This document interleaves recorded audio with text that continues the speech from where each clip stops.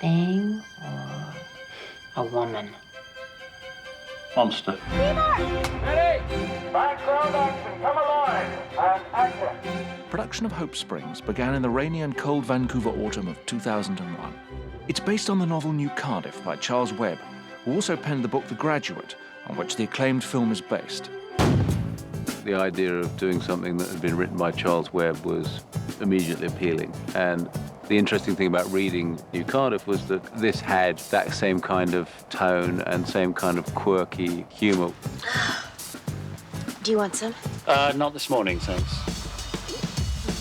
Writer-director Mark Herman, who wrote and directed the critically acclaimed films Brassed Off and Little Voice, was eager to take on Charles Webb's clever text. I thought the novel was so brilliant. And it also felt like a screenplay. You and Vera must have been really close. I was on that mailing list. The book was doing the rounds in London as a galley copy, long before it came out.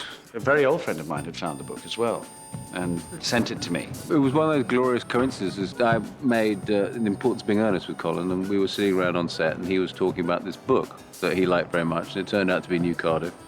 So I was able to turn to him and say, I own that book. So I was thrilled that he liked it, and so really from that moment on, he was always going to do it. The role of a young Brit just arrived in the US like a fish out of water seemed perfectly suited for Firth. I worked hard on creating who this character was, but it was rather elusive.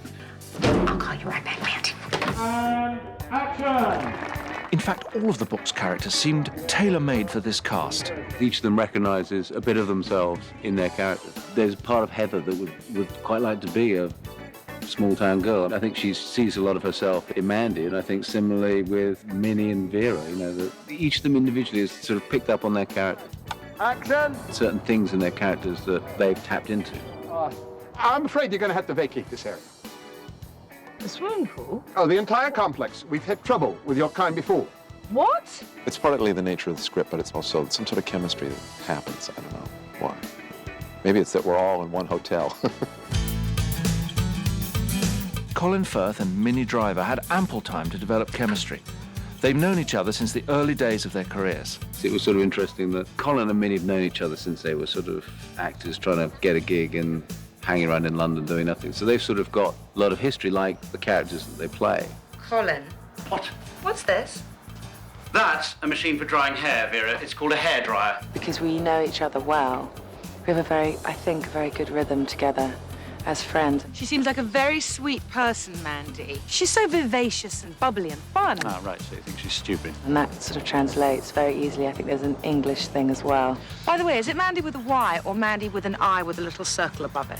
I think a lot of the humor comes from contrasting the British and American ways of life and how we're separated by a common language, and we think we're talking about the same thing, but we're not. Are you happy, Colin? Generally speaking, yes. Why are you happy? Oh, I don't know. It's probably because we're not both being scraped off the front of a truck. Little things like that tend to cheer me up. I really like Colin. Like, he's fun, he's easy to talk to, and he has a really great sense of humor. He's really easy to tease. The things we used to do in there. Non-botanical things. Non-botanical things. Yeah. What, oh, jeez? Actually, I imitate his accent a lot. I'm like, oh, caramel. Like, he says, like, caramel, you know, and I'm like, it's caramel. Like, so I'll make fun of, like, how he pasta, you know, like, I'll imitate his accent a lot. Splendid. Splendid. Mocking the traditional uptightness of, you know, the old uptight schoolmaster from the mother country or something. And that's definitely reflected in the script. Okay, cut. Actors on both sides of the Atlantic were equally unnerved by Mark Herman's decidedly reserved directorial style. He doesn't communicate so much in words, but just in his demeanour, you learn to read that. And one of the most spine-chilling spectacles I know is Mark coming towards you after a take with the script in his hand, looking thoughtful. Cut. It would be, I'm not angry with you, Colin. I'm just disappointed. If you get sort of the eyebrows going up a little bit like that's praise indeed. It's like Mark being, like, very happy and very sad. I don't know if you could really tell the difference. Colin says he's like a Yorkshire guy, which doesn't mean anything to me because I'm American. I'm a Yorkshireman, and people in Yorkshire don't go over the top about, you know, with any praise. So the slightest nod, you know, that's Yorkshire for that was wonderful, darling. If he says moving on, that's his way of saying, like, very good. Mary Steenburgen once got thumbs up, which I mean, you know, it made me blush to see that coming from him. If he gives you like that, that's worth, you know, 100 accolades from somebody who's much more effusive. And I happen to kind of like that and trust it. I think he's wonderful. Not so wonderful for the cast and crew was the steady flow of rain in British Columbia, which was the setting for the fictional New England town of Hope.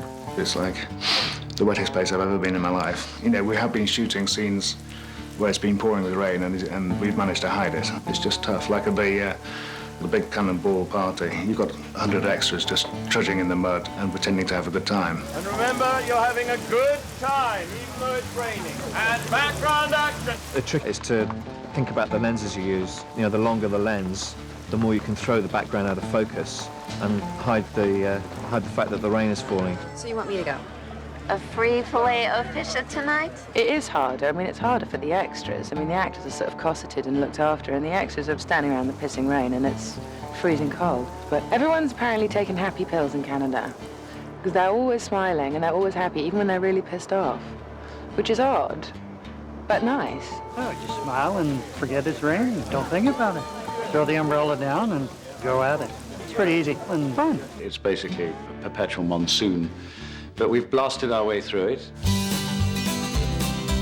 Ultimately, the upside for Colin Firth was getting to work with his two co-stars. It's not going to hurt, is it, to be fought over by two beautiful women? And I consider it to be the antidote to Bridget Jones, where I had to fight another rival Englishman for the heart of the girl. And then the number of films that I've done over the last 10 years where I've actually lost a girl to somebody whose last name is Fiennes, actually. And this time, I think it was payback time. Stop!